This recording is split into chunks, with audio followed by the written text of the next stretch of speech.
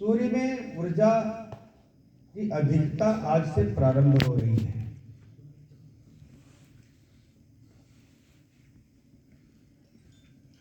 और आज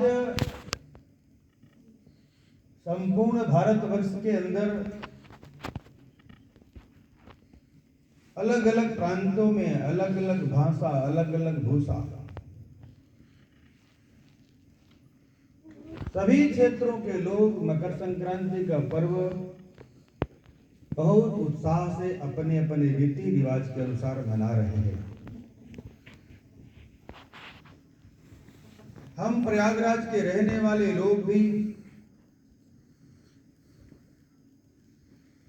इस सृष्टि में प्रयागराज का एक बड़ा महत्व है, जहां स्वयं भगवान ब्रह्मा जी प्रकट योग करने के लिए स्थान को चुनते हो और उनके प्रकट योग करने के कारण से यह प्रयागराज हो जाता है, जहां 3 नदियों का अद्भुत मिलन हो, जिसको त्रिवेणी कहा जाता है। ऐसे पवित्र क्षेत्र प्रयागराज के अंदर मकर संक्रांति का महत्व और बढ़ जाता है। और मकर संक्रांति का महत्व इसलिए नहीं बढ़ जाता, इसलिए बढ़ जाता कि संपूर्ण दुनिया के अंदर, देश के अंदर जो हमारी देश की परंपरा है, संस्कृति है, संस्कार है, जिस नाते से हमारी पहचान संपूर्ण दुनिया के अंदर है, उसका अद्भुत संगम भी प्रयागराज के अंदर देखने को मिलता है। भांति भांति संस्कृतियों का मिलन भी यहाँ है, उसका समागम भी यही है। जो चाहे जिस पथ से आए साधक केंद्र बिंदु पहुंचेगा, उसका जीता जागता स्वरूप का दर्शन प्रयागराज कराता है।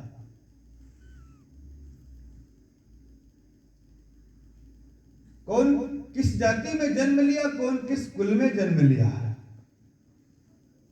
ये किसी व्यक्ति पर निर्भर नहीं करता।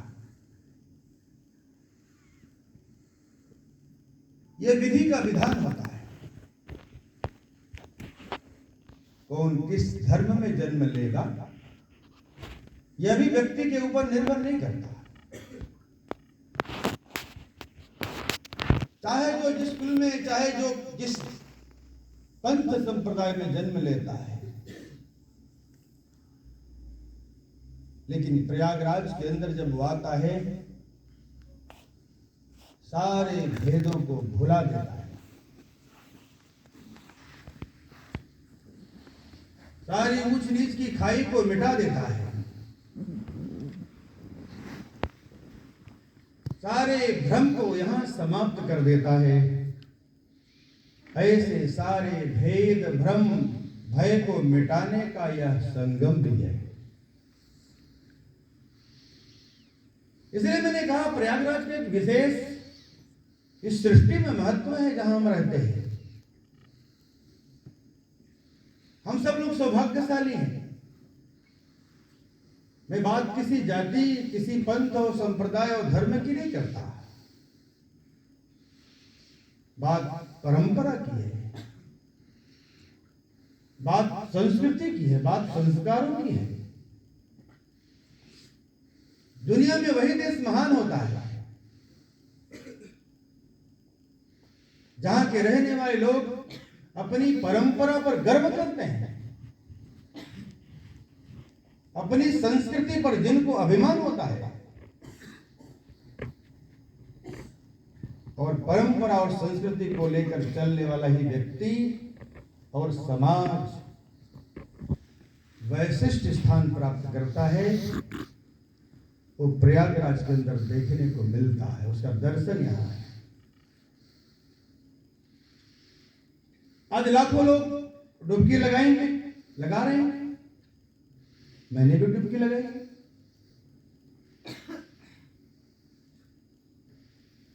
लेकिन भारत के कोने कोने से आने वाला व्यक्ति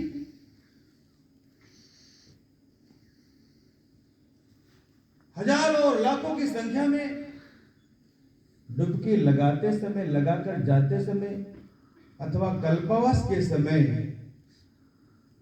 किसी के मन में यह प्रश्न नहीं उठता कि मेरे बगल में डुबकी लगाने वाला किस जाति में जन्म लिया। शरीर से शरीर टकरा जाती है भीड़ में, लेकिन कोई ये नहीं सोचता कि मुझे फिर से जाकर डुबकी लगाना चाहिए, इनका शरीर मेरे शरीर से स्पर्श कर गया। यही दर्शन है, यही भारत का चिंतन, यही समरसता का अद्भुत संगम है प्रयागराज।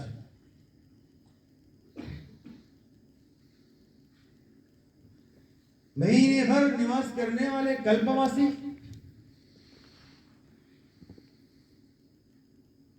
वो कहां से आए, कैसे आए? आज सोशल मीडिया का जमाना है, लेकिन एक समय था जब मोबाइल नहीं होते थे, तब भी लाखों लोग आते थे। कुछ आने, कुछ पैसे का पंचांग लेते थे, उसी पंचांग से सब तिथियां निकालते थे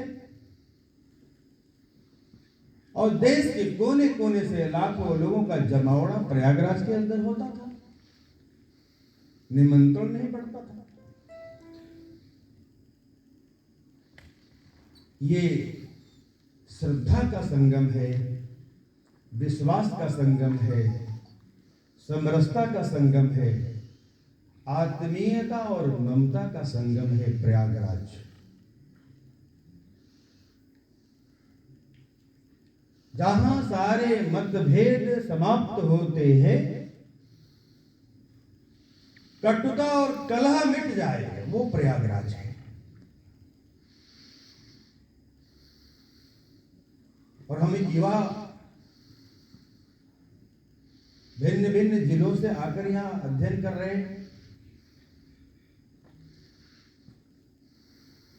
युवा होने के नाते हमारा भी कर्तव्य है, अगर इस देश को महानता की शिखर पर ले जाना है, किसी एक व्यक्ति का योगदान नहीं, समूचा युवा समुदाय का योगदान उसमें जुड़ना चाहिए। ये प्रयागराज जो क्रांति की धरती भी है, केवल संक्रांति की धरती नहीं है, केवल संक्रांति का केंद्र बिंदु नहीं है। जहां क्रांतिकारी पनपते हो, पलते हो, बढ़ते हो। अंग्रेजों को चुनौती देने वाला वो व्यक्ति कौन था, वो युवा कौन था, जो लड़ते लड़ते आने वाली पीढ़ी के लिए, आने वाले भारत के युवाओं के लिए खुद को मिटा देता है, लेकिन अंग्रेजों के चंगुल में नहीं आता है। यह वह पवित्र धरती प्रयागराज है। चंद्रशेखर आजाद ऐसे ही वह युवा साथी थे। आखिर वह भी तो अपना कैरियर बना सकते थे, वह भी इंजीनियर, डॉक्टर बन सकते थे,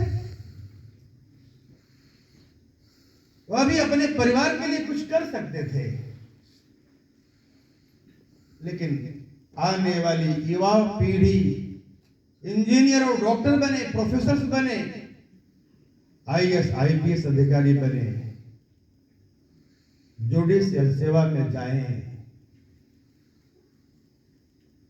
इसलिए अपने को आहुति दे दिया नौजवान। उनके इतिहास को पढ़ने के बाद मन को कितना कचोटता है। कभी उनकी मां के इतिहास को पढ़िए, जिस नौजवान ने देश के लिए इतना बड़ा बलिदान दिया हो,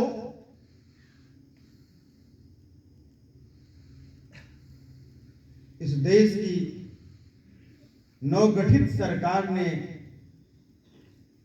उस क्रांतिकारी मां के साथ जो दुर्व्यवहार करती है, मैं उसका वर्णन नहीं करना चाहता हूं। आप गूगल में सर्च करेंगे, अध्ययन करिए। आज के दिन वह परिस्थितियों का वर्णन का समय नहीं है। समाज को कैसे उस क्रांतिकारी मां के विरुद्ध खड़ा करने का षड्यंत्र होता है, झांसी के अंदर की बड़ी बीभत्स घटना घटी थी, मैं उसका वर्णन नहीं करना चाहता। किस प्रकार से युवा चंद्रशेखर के साथ जिन लोगों ने षड्यंत्र किया, मैं उस घटना को यहां बताना नहीं चाहता, जिसके कारण से उनको बलिदान देना पड़ता है।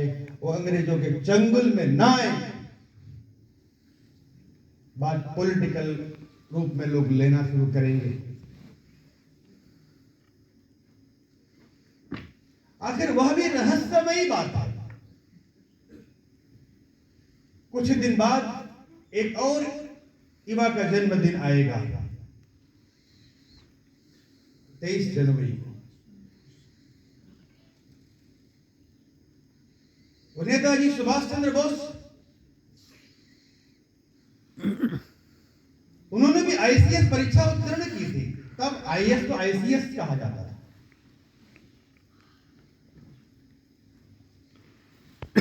बार बार उनके पिताजी कहते थे, तुम केवल परीक्षाओं में स्थान न बना पाए, उत्तीर्ण न हो पाए, इसलिए इधर उधर का बहाना करते हो।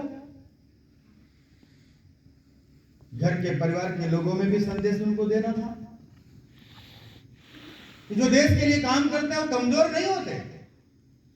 जो देश के लिए जीता है, जो समाज के लिए जीता है, उसका रिजल्ट भी अच्छा आता है। इसलिए उन्होंने कठोर श्रम करके एक स्थान बनाया, आईसीएस परीक्षा उत्तीर्ण किया। जिन्होंने आह्वान किया था दिल्ली चलो का, जिन्होंने कहा था तुम मुझे खून दो, मैं तुम्हें आजादी दूंगा, ऐसा आह्वान करने वाला वह नौजवान, वो गुत्थी आज भी नहीं सुलझी है।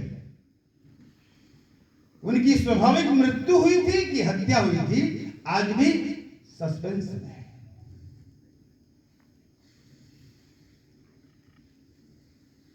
कितने प्रकार की घटनाएं घटी हैं। आज सब घटनाओं का पर्दाफाश करने का वक्त नहीं है, समय नहीं है। हम सभी युवा ये विचार करें कि हमारा भी कोई कर्तव्य है ना, हमारी भी कोई जिम्मेदारी है ना। एक युवा था, वो भी मेडिकल की पढ़ाई करके, और उस समय मेडिकल की पढ़ाई किया था जिस समय बहुत बड़ी चुनौती थी। नेशनल मेडिकल कॉलेज कलकत्ता से 1915 में पास आउट हुए। नाम था डॉक्टर केशवराव बलीराम हेडगेवार। एक समय चूल्हा जलता था घर में, दूसरा समय जलेगा कि नहीं कोई गारंटी नहीं थी। इतनी गरीबी थी उस परिवार में, और उनके साथी, उनके मित्र, उनके शुभचिंतकों के प्रयत्नों के कारण से वो मेडिकल की डिग्री पढ़ाई कर पाए, पैसे की व्यवस्था हो पाई थी। होनहार विद्यार्थी थे, नेशनल मेडिकल कॉलेज के अंदर स्थान बनाया था, और उसी स्थान के कारण से बर्मा देश से उस ऑफर को उन्होंने ठुकरा दिया था। 1915 में 107 साल पहले 10,000 रुपए की मासिक वेतन को कल्पना कर सकते हैं आज उसका क्या होगा। जिसके घर में इतनी गरीबी हो, उस 10,000 रुपए की मासिक वेतन की उस नौकरी को अस्वीकार करके देश और समाज के लिए अपने जीवन को न्यौछावर कर देता है। जिएंगे तो देश के लिए जिएंगे, मरेंगे तो देश के लिए मरेंगे। वह भी एक युवा था ना,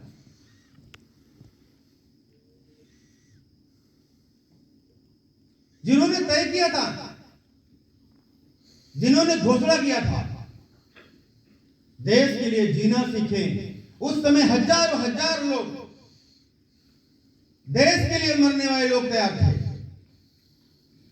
लेकिन उन्होंने एक नया विचार दिया। आज आवश्यकता है देश के लिए जीने वाले लोगों की, क्योंकि मरने वाले लोग तो बहुत मिलेंगे, जीने वाले लोग बहुत कम मिलते हैं। अगर देश के लिए जीने वाले लोग तैयार होंगे तो देश के लिए मरने वाले लोग भी तैयार होंगे। ऐसी घोषणा करने वाला वो नौजवान कौन था? डॉक्टर हेडगेवार, जिन्होंने अनुशीलन समिति में काम किया था। और अनुशीलन समिति और क्रांतिकारियों की बहुत बड़ी संस्था थी। मात्र 12 लोग उस कोर कमेटी में थे, उसमें डॉक्टर हेडगेवार था।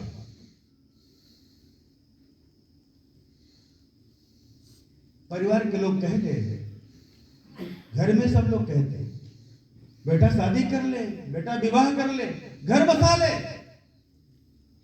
लेकिन बेटा कहता नहीं। देश की जो सबसे बड़ी कमजोरी है, देश के अंदर जो सबसे बड़ी बीमारी है, देश के अंदर जो सबसे बड़ी लाचारी है, उस लाचारी को, उस बीमारी को दूर करने का प्रयत्न करूंगा। पूरी ताकत लगा दूंगा, पूरी ताकत झोंक करके देश की बीमारी को ठीक करूंगा। उस देश की बीमारी को ठीक करने का, देश का नब्ज को पकड़ा, नब्ज को टटोला। हर धड़कन में अभाव था, देशभक्ति का प्रभाव कम था। और वो भी अंग्रेजों के विरुद्ध जो देशभक्ति का वायुमंडल देश के अंदर था, अंग्रेजों की प्रतिक्रिया में देशभक्ति का वायुमंडल था देश के अंदर, तो उन्होंने नब्ज जो टटोला, उस नब्ज टटोलने के आधार पर निष्कर्ष दिया, जब तक इस देश के अंदर स्वाभाविक देशभक्ति का रक्त संचार नहीं होगा, यह देश दुनिया के अंदर परम वैभव को नहीं प्राप्त कर सकता। इसलिए अगर इस देश को हमें सर्वोच्च स्थान पर ले जाना है तो कुछ लोगों को जीवन अर्पित करना पड़ेगा, कुछ लोगों को अपने जीवन को होम लगाना पड़ेगा, अर्पित करना पड़ेगा, स्वयं को तिल तिल जलाना पड़ेगा। यह टीस थी और इस टीस ने डॉक्टर हेडगेवार को घर से निकलने के लिए मजबूर कर दिया। तब आज हम मेडिकल कॉलेज के अंदर यहां पढ़ाई कर रहे हैं। नहीं तो आज देश गुलाम रहता, हम गुलामी की जंजीरों में जकड़े रहते, हम गुलाम भारत के नागरिक होते, तो फिर हमारी स्थिति क्या होती? न कोई डॉक्टर बनता, न कोई इंजीनियर बनता, न कोई प्रोफेसर बनता, न कोई जज बनता, न यह देश बनता। लेकिन देश बनाने का कार्य डॉक्टर हेडगेवार ने किया था। लेकिन डॉक्टर हेडगेवार को जानते कौन है? कितने लोग उनके जानने वाले लोग हैं, जिनके कारण से आज हम यहां हैं, जिन लोगों के प्रयत्नों के कारण से यह देश स्वतंत्र है। तो आज हम स्वच्छंद होकर घूम रहे हैं। लेकिन बंधुओं, बहनों, भाइयों, मैं किसी पंथ और संप्रदाय की बात नहीं करता, न किसी धर्म की बात करता। सबसे बड़ा धर्म है राष्ट्र धर्म। राष्ट्र धर्म सबसे बड़ा धर्म है, सर्वोपरि है।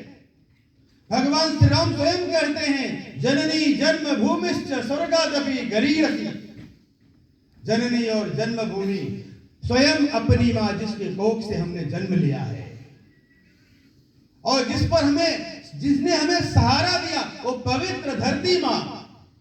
वो हिंदू भी हो सकता है, मुसलमान भी हो सकता है, सिख भी हो सकता है, ईसाई भी हो सकता है। ये मां सबकी है। लेकिन इस धरती के लिए, इस भरत भूमि के लिए, यहाँ के पवित्र परंपराओं के लिए किसके मन के अंदर आग लगती है, किसको कष्ट होता है, दुख होता है।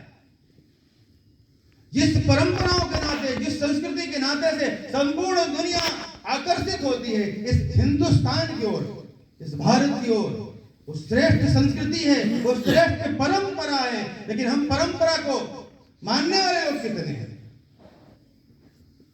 ये जिम्मेदारी हमारी नौजवानों की है। युवाओं की है।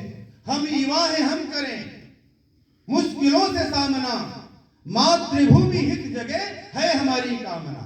ऐसी हमारी संवेदना चाहिए। इसलिए अच्छा है, मुझे तो अभी रास्ते में पता चला कि युवाओं का संगम है, युवाओं का कार्यक्रम है। मैं तो मकर संक्रांति सोच रहा था कि मकर संक्रांति के ऊपर बोलना है, और मैं जब यहाँ देखा बैनर में क्या लिखा है, तो उस बैनर के आधार पर ये विषय आ रहा है।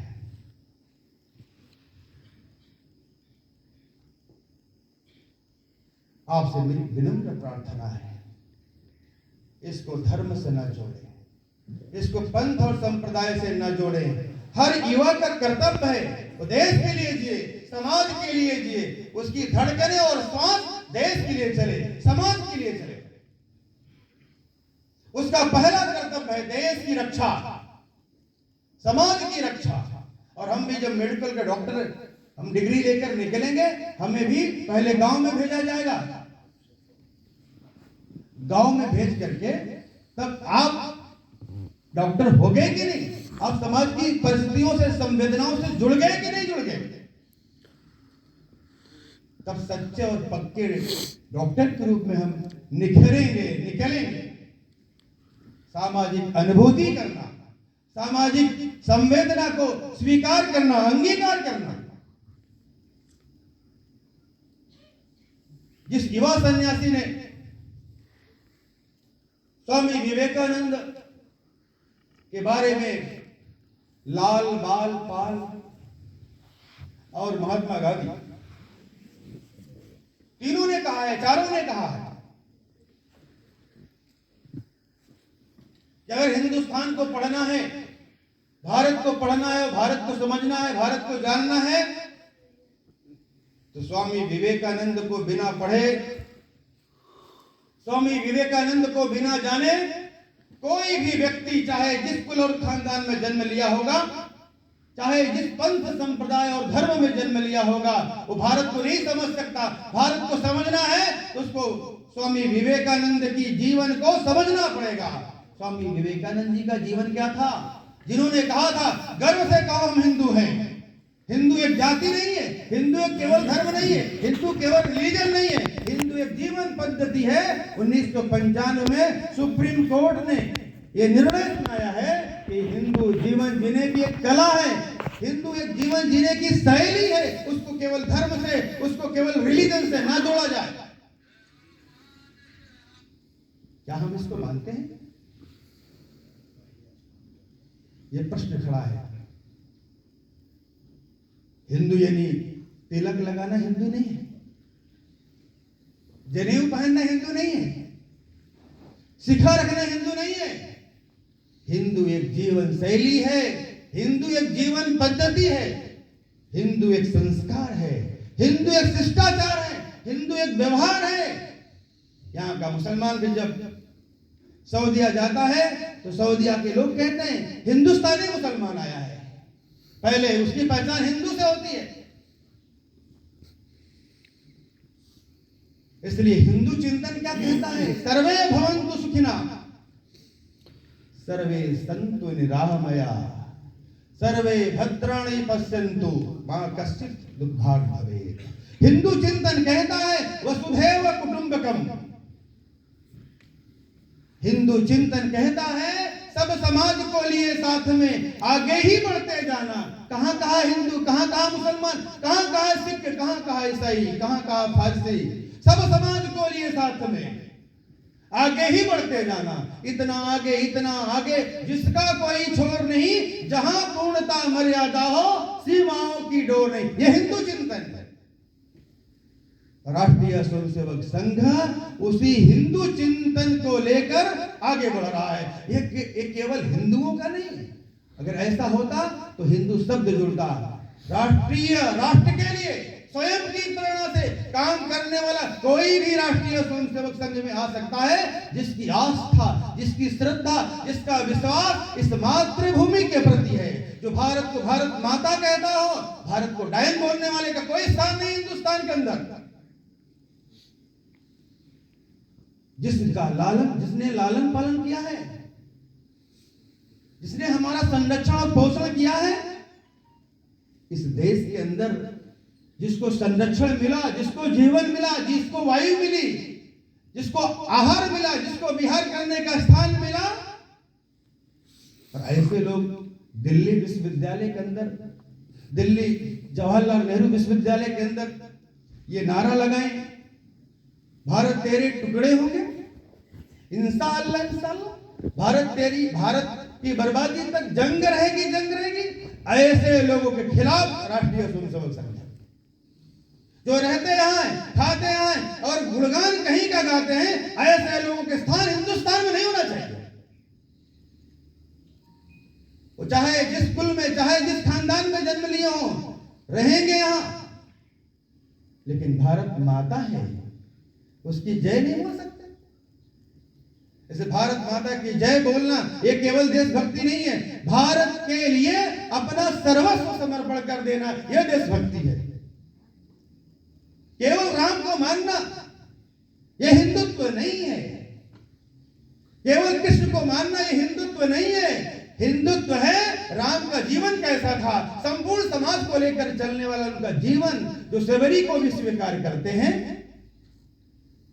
देवी अहिल्या को स्वीकार करते हैं, गुह निषाद राज को भी स्वीकार कर लेते हैं। ऐसा वह सर्व समाजी, सर्वव्यापी, सर्वस्पर्शी राम, जिसको पूरा देश आज उनको भगवान के रूप में मानता, दुनिया पूरा भगवान के रूप में मानती है, अपने चरित्र के नाते से नर नारायण बन जाता है। यह ऐसा वह देश है।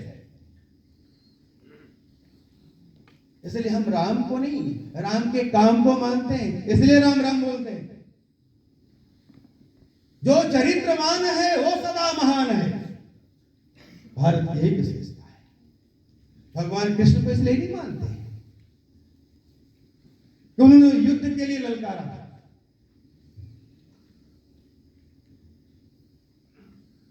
दुर्योधन के मेवा को त्याग करके विदुर जैसे आश्रम में रहने वाले व्यक्ति जो सुदूर क्षेत्र में जाकर सामान्य जीवन व्यतीत करता है, उसके घर जाकर साग खाना स्वीकार कर लिया, इसलिए वह योगेश्वर हो जाते हैं, कृष्ण स्वयं भगवान हो जाते हैं। यह धरती ऐसे व्यक्तियों को स्थान देती है।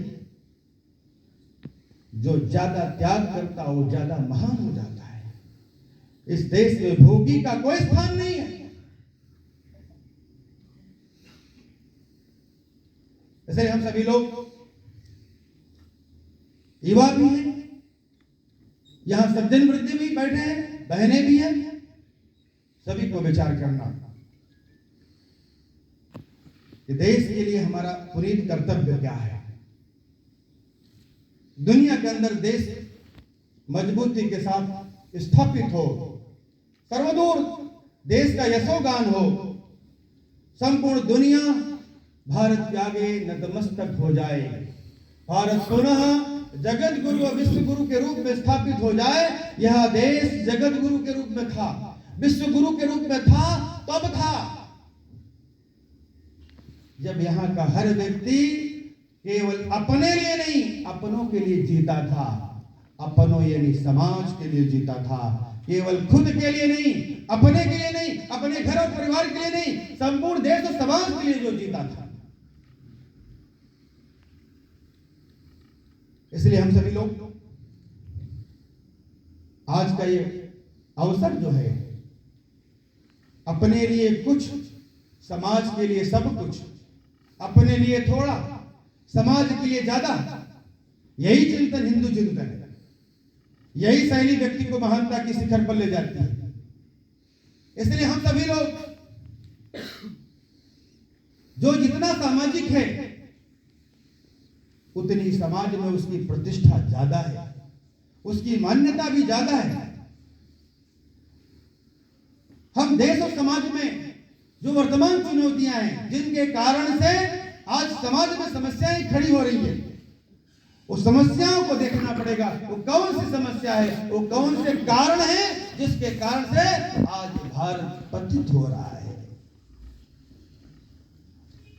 सबसे बड़ी चुनौती मतांतरण है।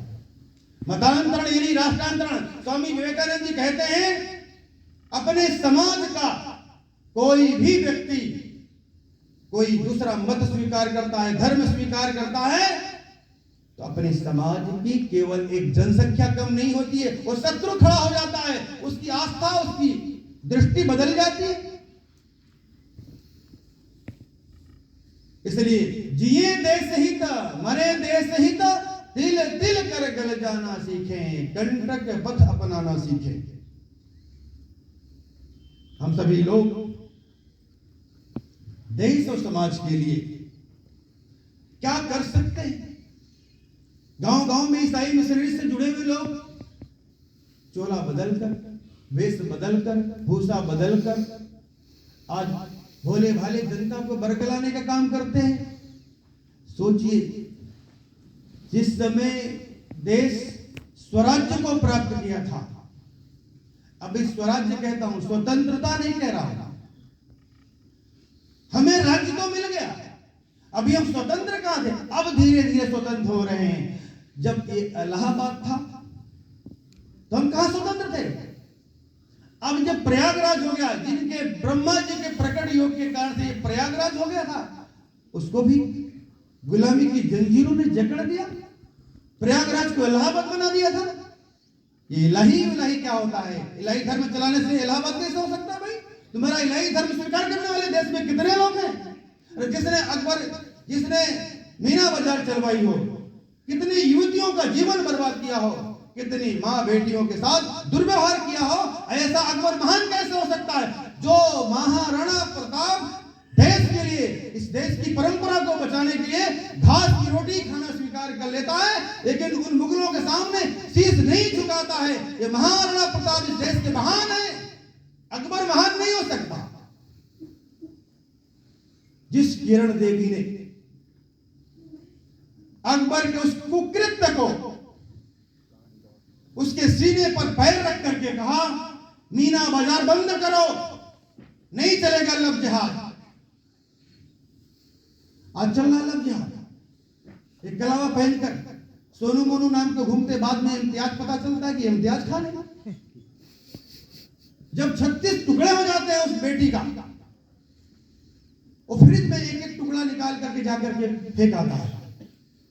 बहनों को भी समझना पड़ेगा, अपनी परंपराओं से समझौता नहीं करना है, किरण देवी बनना पड़ेगा।